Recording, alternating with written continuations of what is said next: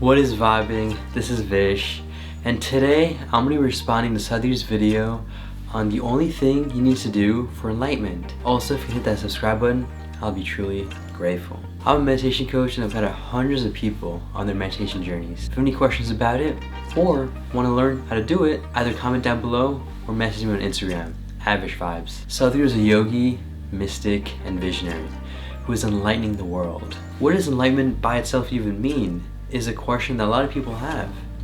Let's see if he talks about that and what this one thing is that is needed to get there. They were in the concentration camp in Germany at that time, World War II. They come and call numbers. Those numbers are going to the gas chamber. There is a young man, his number is called. The guy's terrified. A rabbi came up to him and said, "Son, don't fear this like this." A few days later the war ended and this man lived.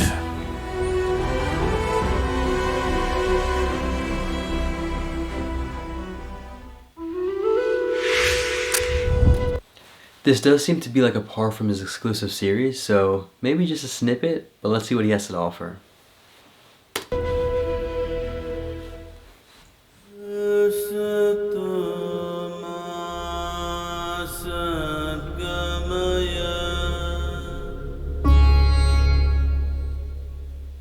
It's a very beautiful incident that happened.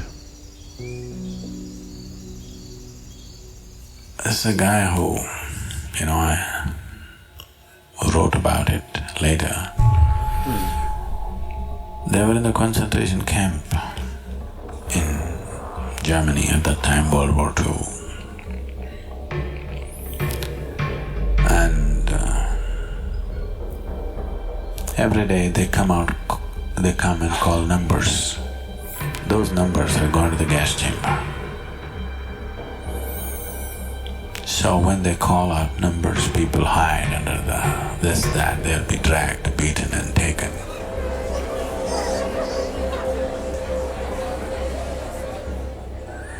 It's a horrible thing. So you don't know, tomorrow your numbers may be called. Every day they live in terror. Tomorrow it could be my number.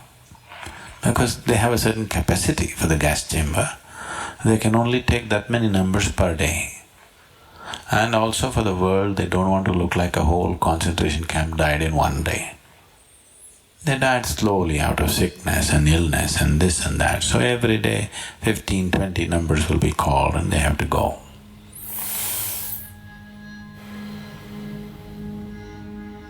So one day, there is a young man, his number is called. The guy's terrified. He doesn't want to go. He's shivering and crying and this.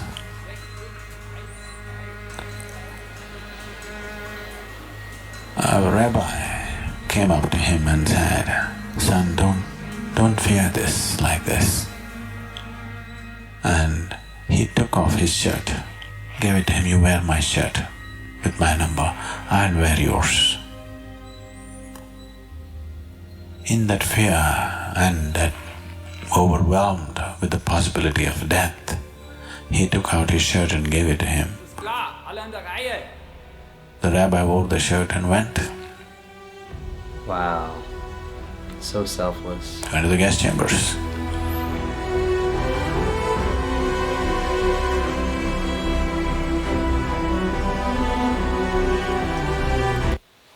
So far, this seems very, very touching and deep. Still curious as to how this will get to enlightenment and the topic of that, but regardless, let's continue.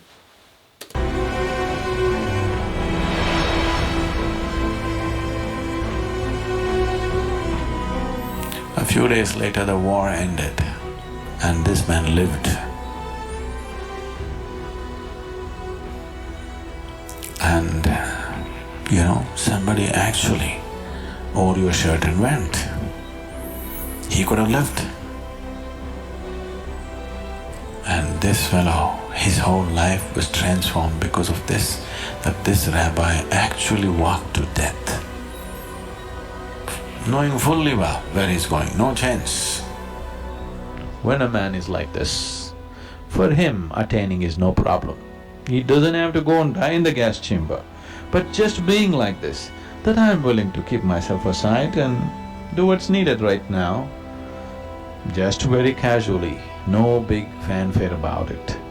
Now for this man, knowing the ultimate is not far away, it is very simple. Gautama said, when you're really hungry, when you badly need food, if you give away your food to somebody else, you will become stronger, not weaker. No logical human being would accept such nonsense, but it's 100% truth. If you know how to give away that which matters most to you at a certain moment, it leaves you enormously capable, enormously strong, not weak. Wow. To have that strength to give away what matters to you is not a small strength, it's a tremendous strength, isn't it? To give away things which don't matter to you, that means nothing. To give away that which matters most to you is everything, isn't it? Right now, what matters most to you is yourself, of course, isn't it? You say, no, my child, my husband, my wife, it's not true. What matters most to you is yourself, isn't it? If you can give yourself up, if you can just throw yourself into something, not because it is going to buy you a ticket to heaven, not because you will realize mukti out of it, not because of anything, simply to give away. You know, Ramana said, Atmagnanam ati sulabham. Knowing the ultimate, self-knowledge is the easiest thing. It is, if you know how to keep yourself aside.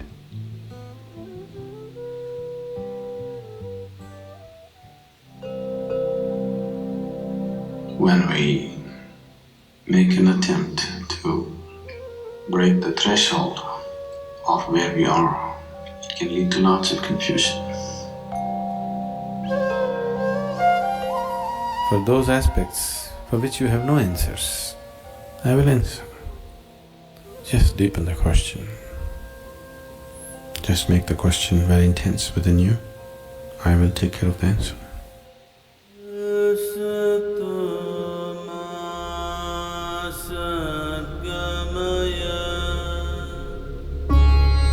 Whoa, that was beautiful. As I've mentioned before, Sadhguru never directly answers questions.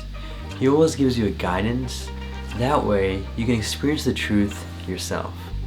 What is the point of someone just telling you something if you can't experience it?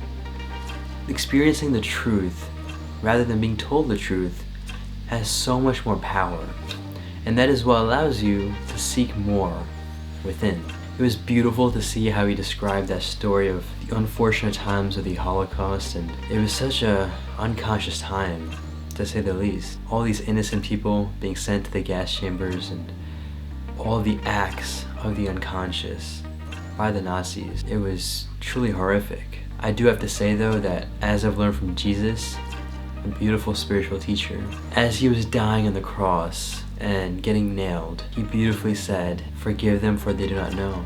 He might have been an enlightened being, but regardless of that, the awareness that he had, the consciousness, to observe that while dying, is just a testament that kind of goes to show what happened with the story of the rabbi.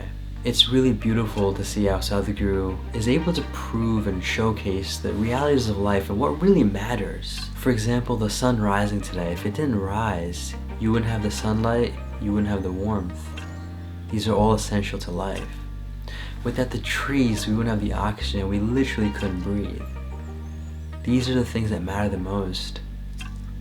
Sacrificing yourself and sacrificing what matters the most when needed, only when needed, will truly yield the most fruits. And doing it without any sort of expectation, like he said, the ticket to heaven.